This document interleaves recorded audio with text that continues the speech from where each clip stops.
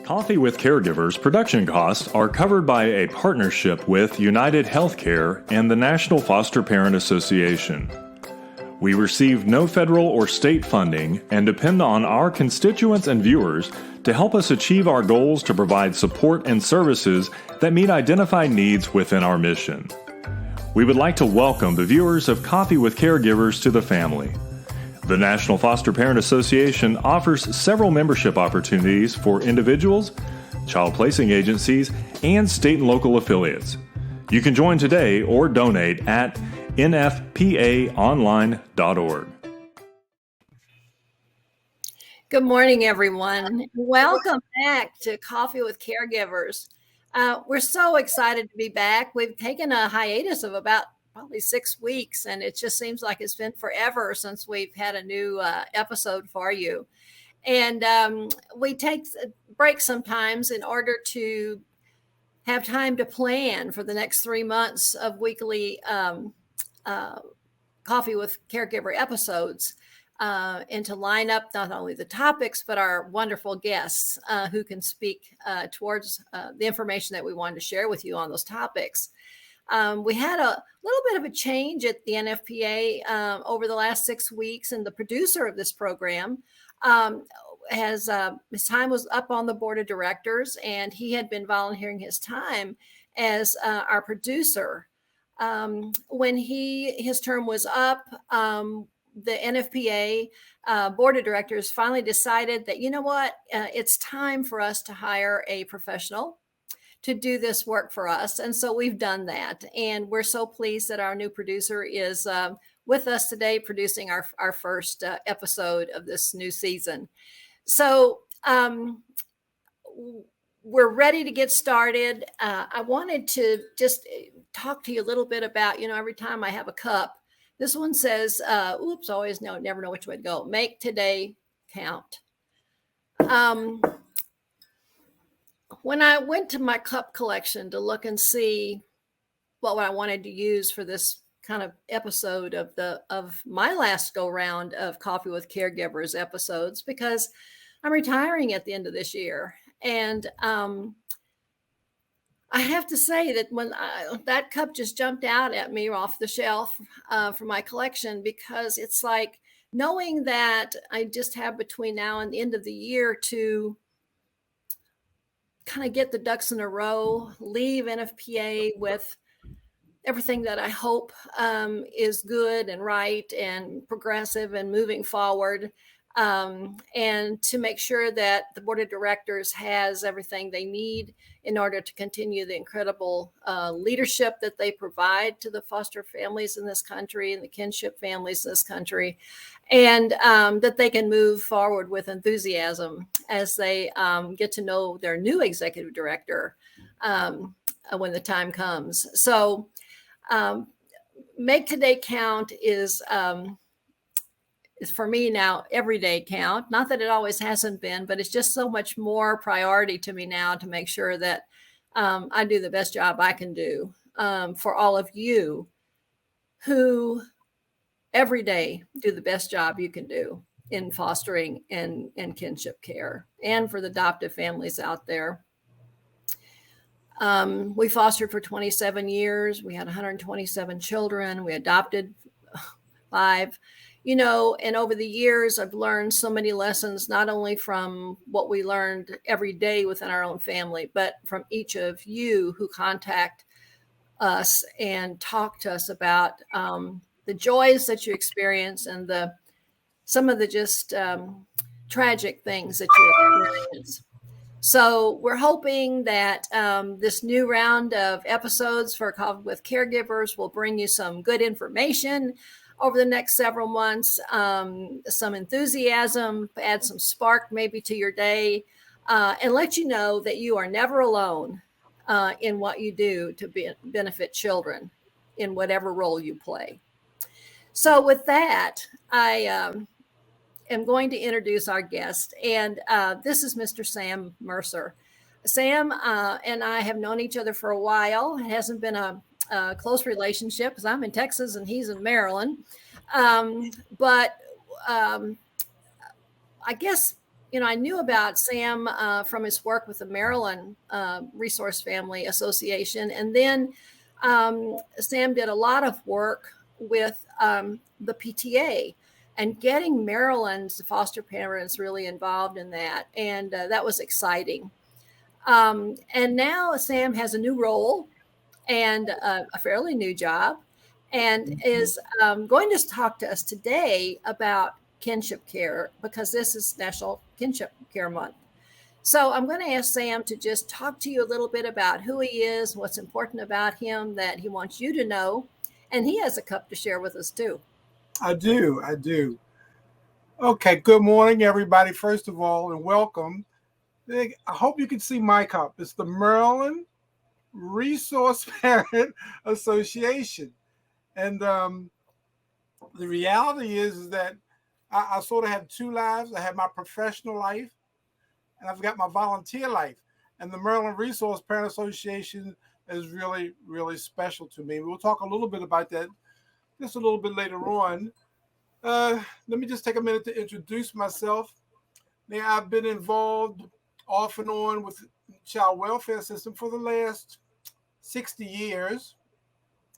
My parents were foster parents starting in 1955, so I was about 5 years old at that time. And we had a lot of little pretend brothers and sisters coming in and out of the house. And it really was an enjoyable experience.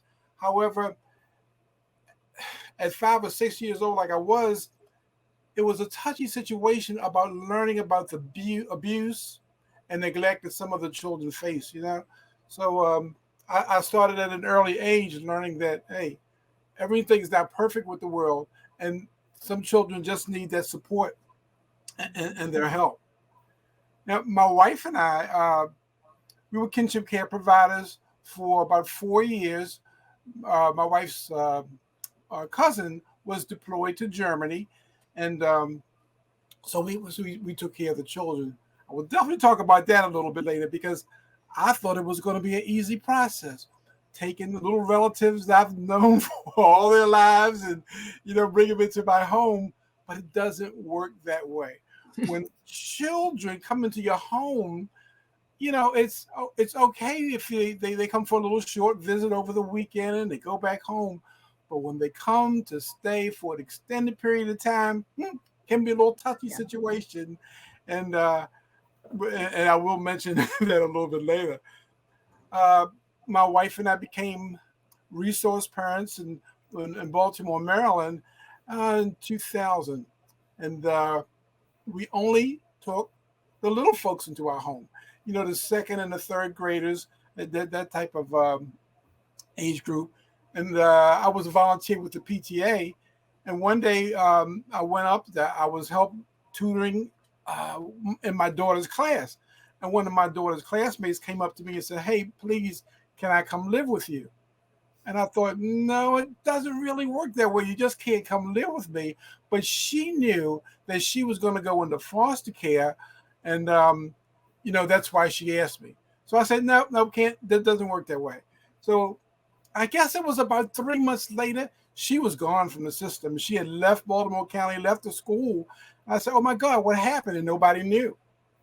Well, when I went to visit my mother-in-law in another county, I happened to see that young lady on the playground. I mean, I hadn't seen her in three months or so. And she said, "Yeah, they put me in foster care, Mr. Sam. Can I come live with you now?" And it was an unbelievable experience. A very, I guess, fortunate coincidence that I should see her on the playground at my mother-in-law's house. But we became approved, and she came into my home when she was in the second grade at the time. And we were from the old school sort of foster parenting where the children stayed with you quite a long time. She came there in the second grade, and she didn't leave until high school, until she graduated from high school. She was still with us, that whole period. And nowadays it doesn't work like that. They stay a short period of time and they try to get reunited with their parents. But that's how she came to be. Now later on down the road in Baltimore, they wanted individuals who would take care of teenagers. and the director of the DSS, Department of Social Services, called me up and said, "Sam, I know you only take little folks." She said, "Can you please take some teenagers there?" I said, "No way. I'm not taking teenagers, because they had a bad stereotype and all that type of Oh thing." yeah. Yeah, it really did. So she said, "Look, I'll give you all the support you need. Don't worry about anything." And I said, "No, okay. I mean, how can I turn my director down from a personal telephone call about taking teens?" So my wife and I decided to take teenagers. And I'm going to say this: I really enjoy that age group. You don't have to get them up in the morning to feed them. You don't have to take them to school walking. They can do stuff on their own. They come home, they might have a part-time job, they go to work. But the point is, I really enjoyed that age group. It really worked well for us.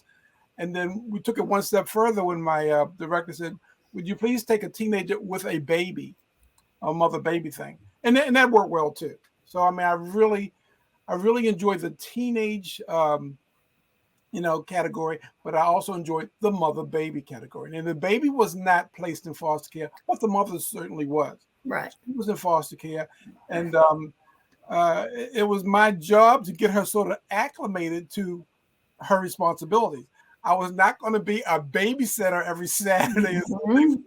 Her daughter, it was her responsibility that she should take care of her daughter, because sometimes, when they're young like that, they think, so okay, I'm going to leave and I'm going to go out and have a party and whatever. Nah, didn't work that way. My wife and I assured her we'll be there for her and the baby, but you need to take responsibility for your for the little person that you brought into the world.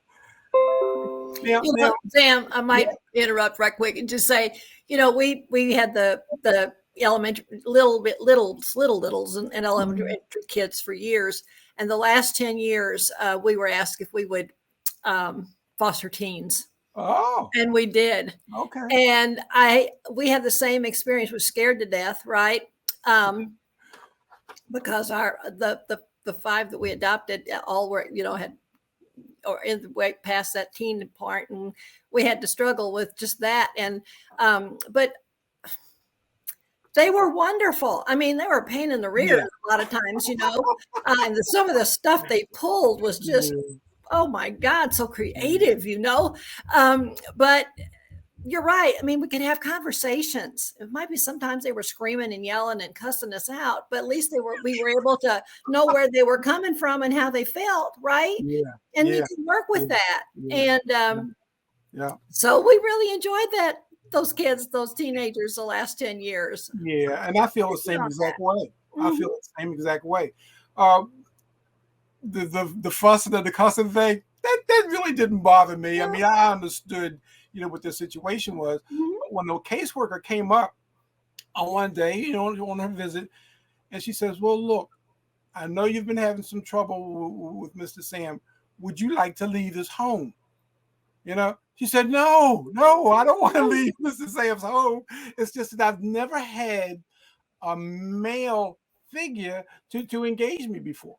Right. I mean, I was really surprised to hear her say that, So, and I was really kind of surprised to say, no, I don't want to leave, So that was nice. And I gotta say, she didn't want to leave, and she hasn't left yet at 26 years old. She's out of the house, but she comes back for Christmas and Thanksgiving, and she's had a baby, so I'm sort of a grandpa to the baby. So no, she never left, and she's always going to be part of our family. That's right. Yeah, always going to be a part of our family. So, like I said, I started in 2000 to be a resource parent here in Baltimore, and I stopped about 2015, 2016. And during that time, I was a pre-service coach trainer for the Pride program during that time. And I enjoyed as new foster parents came into the system, and I was able to give them some of my wisdom, so to speak, of being a foster parent. So I really enjoyed that. Unfortunately, a child came to my home. I think she was about 15 years old, and she had dropped out of school. I mean, it's just really a sad situation. And we took her, we got her assessed, and at 15 years old, she was reading at the 10-year-old level, and she just could not, she just could not, get it. And it was a sad situation because we never got her to go back to school. However, we still work with her as much as possible. We helped her with the reading, but it was at that point I decided to create a foster parent PTA, parent teacher association, because I understood that not only the children need support, but the resource parents, the foster parents need support in the educational process. And it was just important to for me to do that. And unfortunately, President Obama heard about it, and he has a Champion of Change program during his administration. So he brought us over to the White House, the PTA folks, and I went over to the White House and did a little presentation about why I thought it was important for individuals, little folks that come into my home, to be assisted in whatever way possible in terms of the school. So we created that PTA. The PTA is still, ongoing today. And what I call, it's like a training PTA. We offer trainings to resource parents and how to engage the educational system at the kitchen table level, not the policy level, not the 10,000 feet level, but right at the kitchen table. How do you build an effective homeschool relationship with the school? I mean, it's really important. The homeschool partnership is really important. So I was pleased that President Obama recognized that we need that sort of support in child welfare, and it worked out all right. Well, my last foster child left, I think it was about 2015. I decided to go back to school. And begin. I think I was 63 or something like that at that time. And I began my education. I earned my bachelor's degree and I earned my master's degree from the University of Maryland. And then I went to work for Baltimore City as a caseworker. Really an interesting situation because the very social worker that came to my home over the years to help, I sat right beside her. I was really hired, and I sat right next to the very social worker that used to come to my home. And that was such an interesting and pleasant experience to see her. So I stayed in Baltimore City for about a year, and then I went to the University of Maryland Child Welfare Academy, where my job is called the Kinship Navigator Training Specialist. It's a new job that Maryland created. So I'm the Kinship Navigator Training Specialist over here in Maryland. And it's really exciting because I get to work with the Kinship Navigators, who in turn are helping the kinship caregivers, So that's really close to my heart. And I really enjoy doing that. I really enjoy that process doing that. Now, on my volunteer side, though, I work with the Maryland Resource Parent Association. Once again, I always promote them guys. I always promote them. And that's sort of like a full-time job too. And I sort of man the hotline, so to speak. I give them my email address, and I sort of man that hotline. It's interesting to have them contact me and express what their challenges are, their frustrations are, and the point is, I try to alleviate that. I try to bring them down from the mountaintop, bring them down so they're calm and they're okay. So that's it for me in general. For my background. Did you have any questions or anything? I'll go ahead. No, I think it's interesting how things evolve. Things that we never knew we were going to be doing, we're doing, and it feels right. And I guess it's for me, it's the plan that God's got in place, probably. And sometimes we question, what the heck, am I really being led that way? But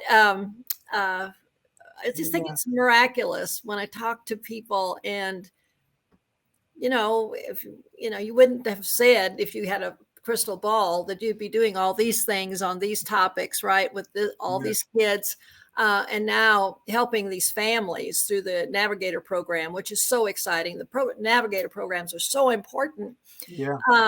And for you to be there in a way to influence those navigators through education and training to be able to really provide the kind of assistance and supports and information that the kinship caregivers need to have in order to work the system, to deal with all of the stuff, that goes along with taking relative kids, right? And that's as you said, big deal in itself over the long haul. So I'm really excited to hear a little bit more about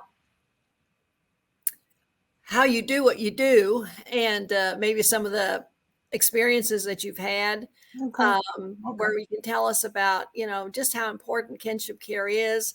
We know that it's going to become increasingly more important as we move forward with the implementation of the Family First Services Prevention Act to first try to keep kids out of foster care and remain home with their families whenever possible, but then go to relatives first if there's a relative available, and to make sure that those relatives are prepared and have the kind of supports that they need.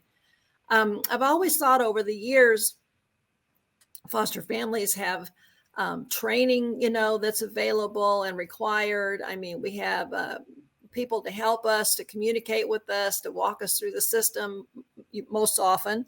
And the kinship families that we became aware of really weren't getting any of that, at least in my state.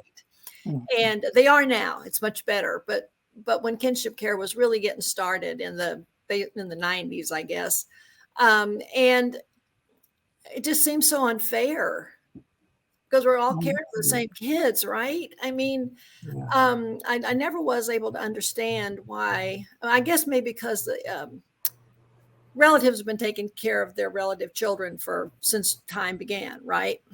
And if we look at information from Generations United, when we see the millions of grandparents out there that are caring for their children, and other, relatives that are caring for relative kids that have nothing to do with the child protection or child welfare system. It's all those other reasons. Kind of like you had a family member who was being deployed. Yeah. Somebody had to take care of the kids, right? They didn't have to go to the state and foster. It's interesting. And then when we had cases of CPS get involved, when there was really something significant going on with the family functioning and the children weren't safe. And we know those children then had a lot of probably options or numerous actions of trauma. And we expected relatives to just waltz right in and take them without any kind of support for having, how do we handle a kid who's acting out, who doesn't even know why they're acting out, right?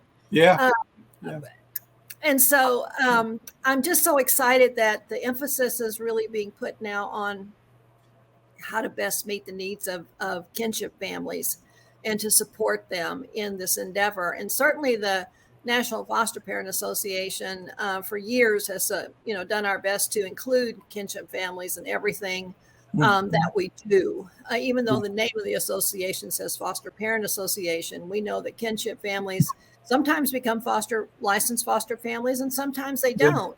But we're all needing the same supports and services.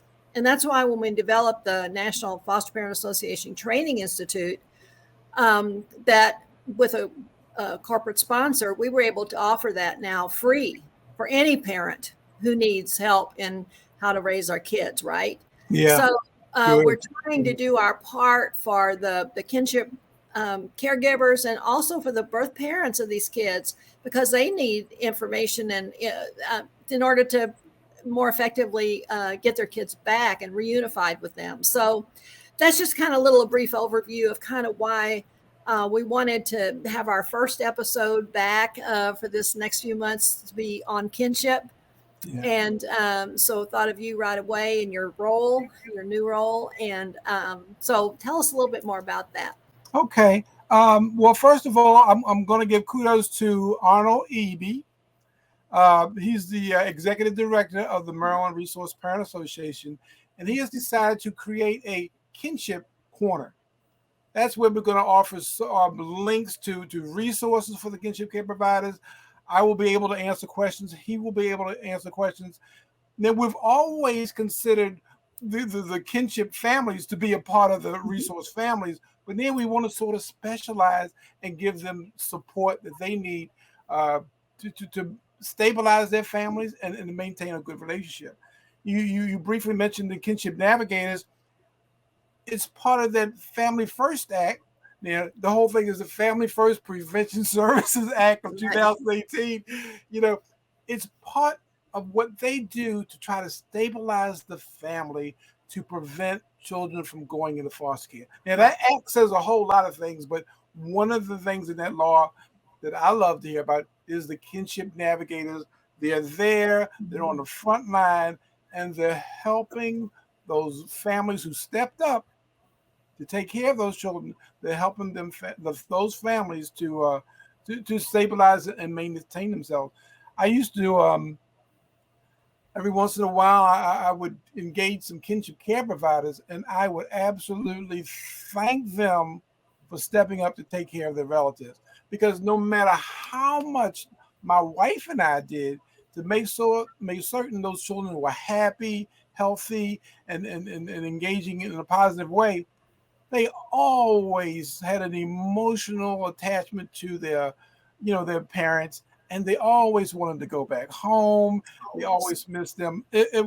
So I thank the kinship care providers. Look, I'm here for you if you need me in the foster care world, but thank you for stepping up and taking care of those young people, because they really need you. They really need that connection, that culture connection. They need you, and I thank them from the bottom of my heart that they were there for the children. So that was really important to me, really important.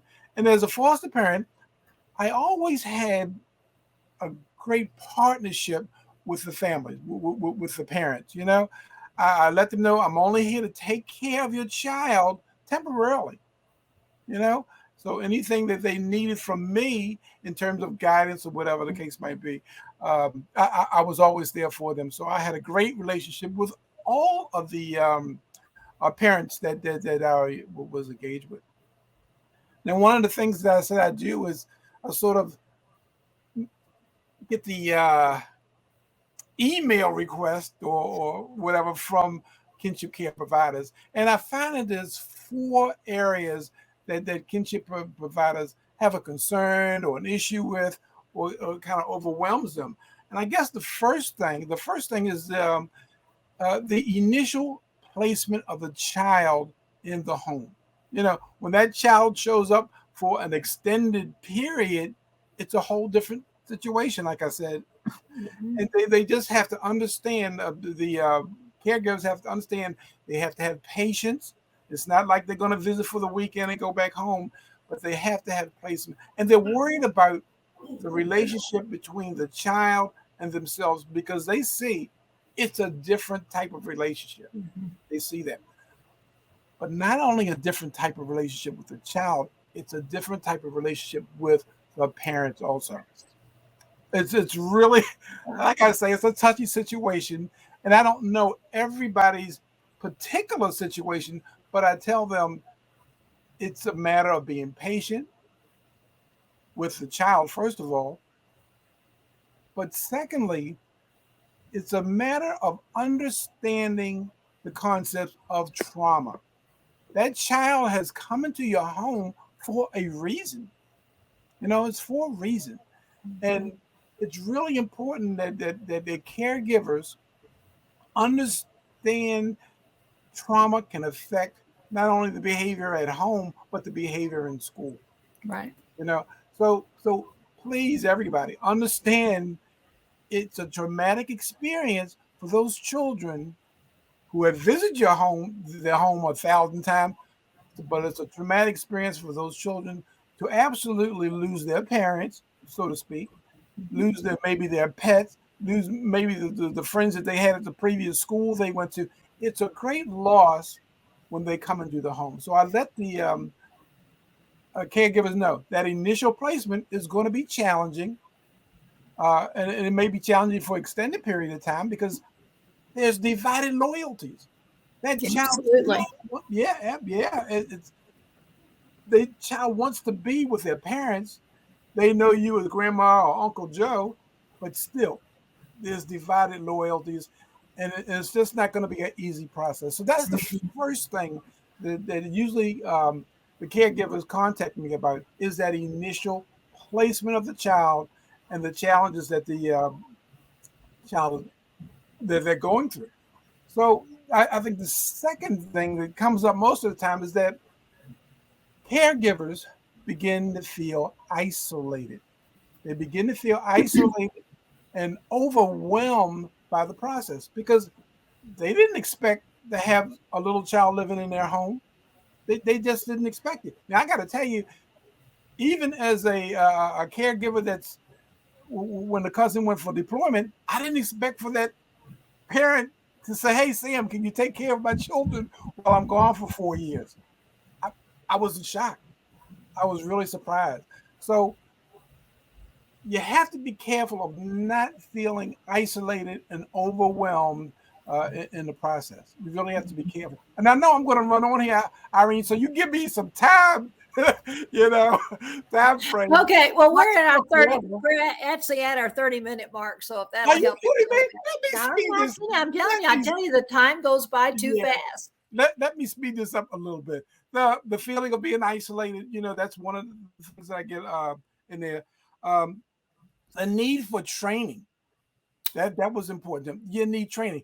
As a foster parent, I got plenty of training, and matter of fact, I was required to get the training. But as a kinship caregiver, they want the same training that the foster parent gets. And now we do that in Maryland. The Child Welfare Academy supplies training across the board, the kinship care providers, and it works well. The fourth major issue was that self-care. Oh boy, you got to think about self-care when you're providing care for these children. You oh my goodness. I'm thinking about my self-care and I'm thinking, okay, what did I do?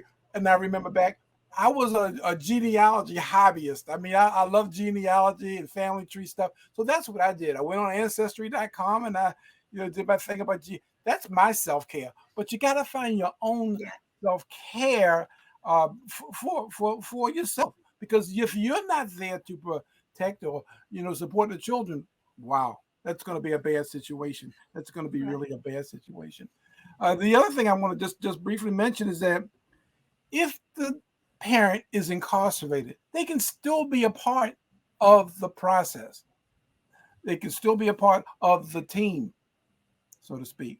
Of course, there's the child, that incarcerated parent, the caregiver, but the extended family members, they all can be a part of the team that supports that child.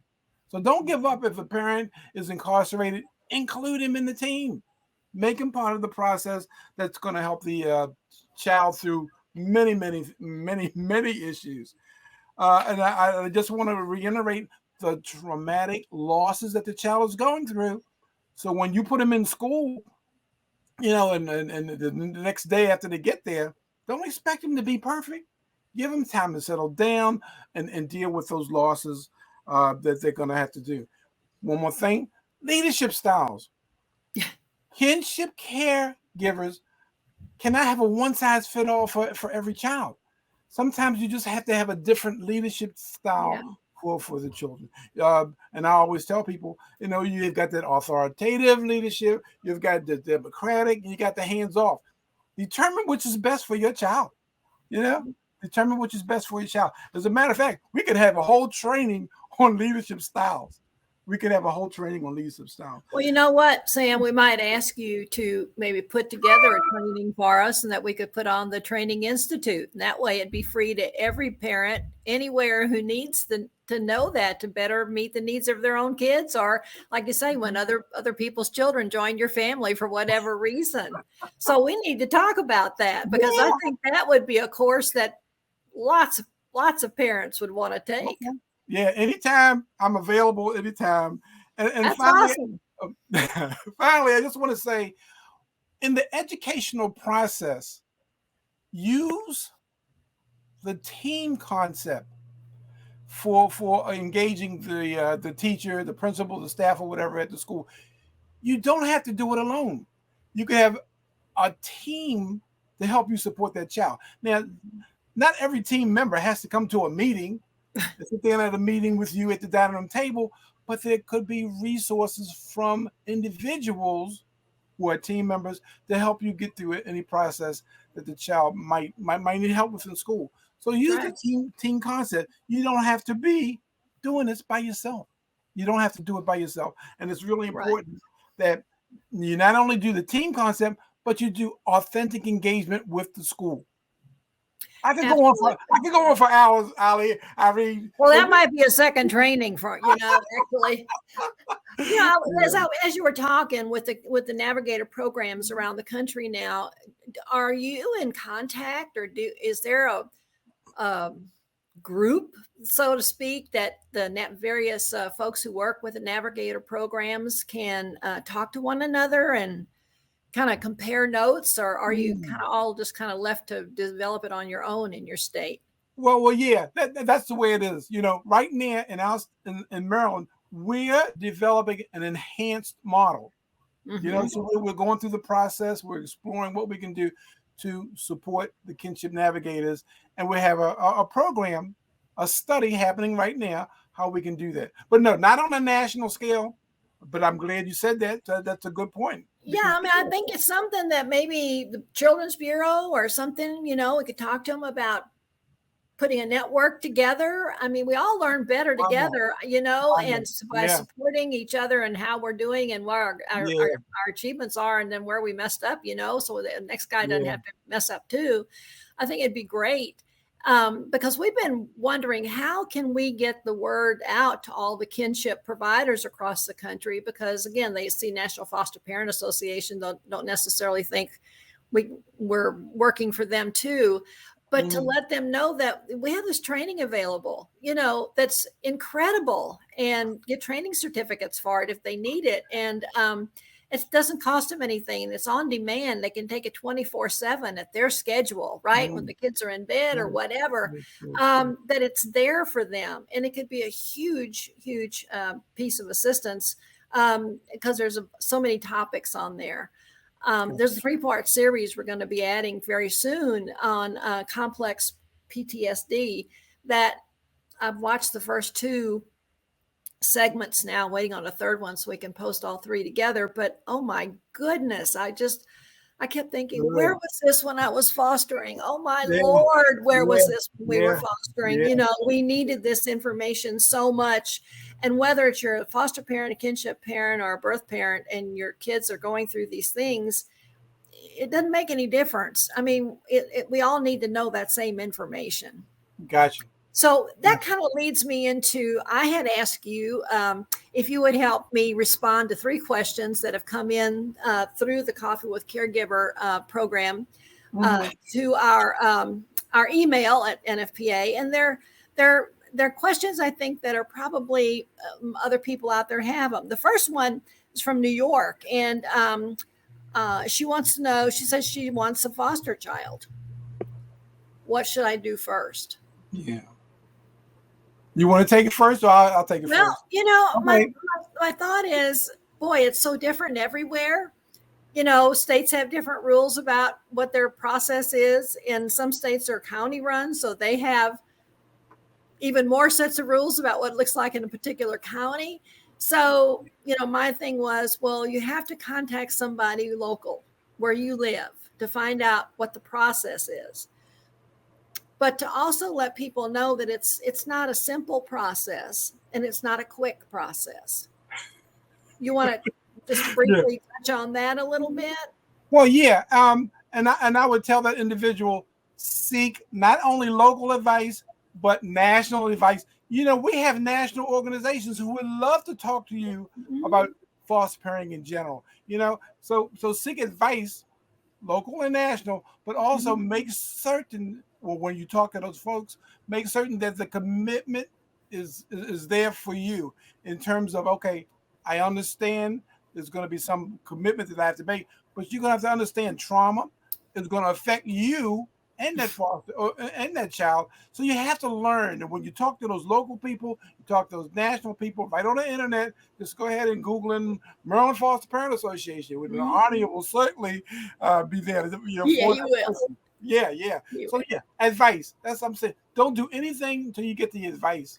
Absolutely. Local, Talk to people. And because it's so important. And if you're a person that already has children in your family, be aware that you need to have some real good discussions with your kids too about how that would change their lives to bring new children into the family kind of on a rotating basis, and what that means and what trauma means to them as well. Yeah. So Also, if that person has a partner, make sure that partner's on board. Oh, absolutely. Absolutely. Okay, thanks. So another question right quick is there a foster parent group to meet for support? This comes from a viewer in Texas.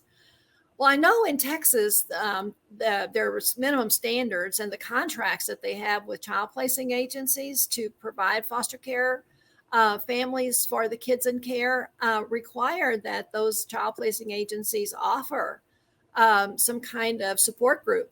So if your agency that you're with in Texas isn't doing that, you need to go back and say, where's the support that I'm supposed to be getting, my support group or a mentor group or whatever, right?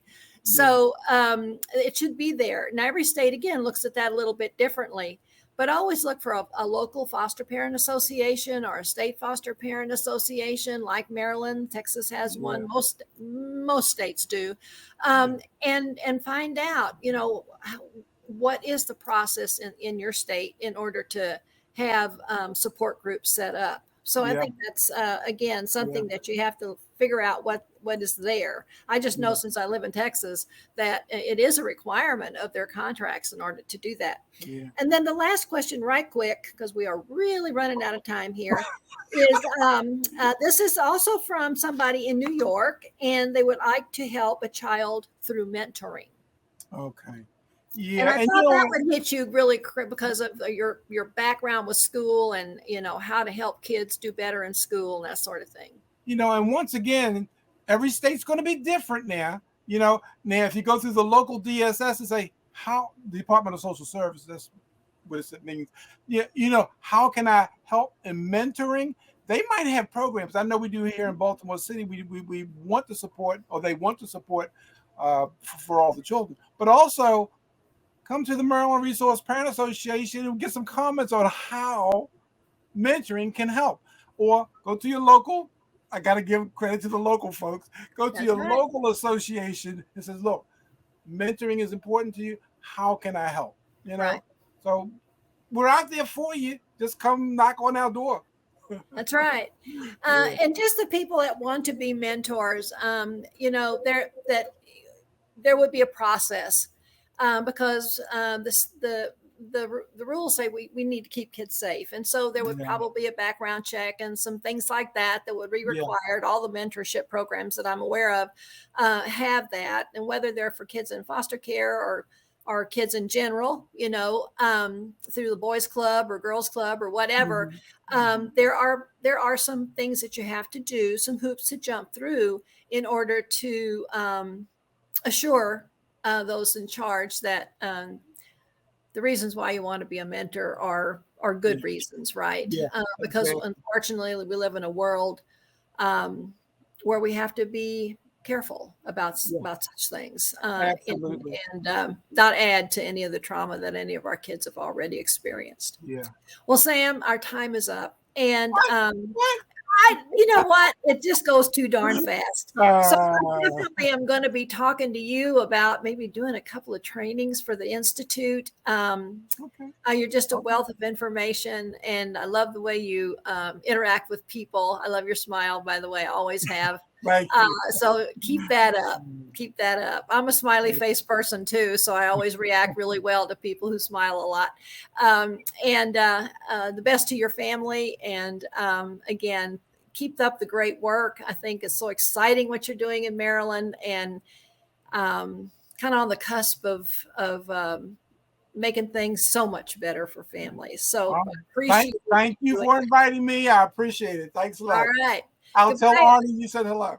Absolutely. Please do. And so I just want to say goodbye to everybody. I hope you will tune in again next week. We'll try to run this episode on Tuesday of next week, which I can't remember what day, 21st, I think, and at 10 a.m. Central Time on Facebook.